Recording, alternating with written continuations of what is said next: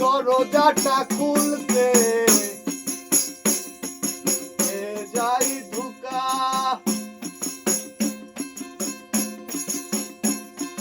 বাবুজি বলতে এলি নাকি খোকা। দরজাটা খুলতে যাই ধোকা, বাবুজি বলছে এলি নাকি খোকা।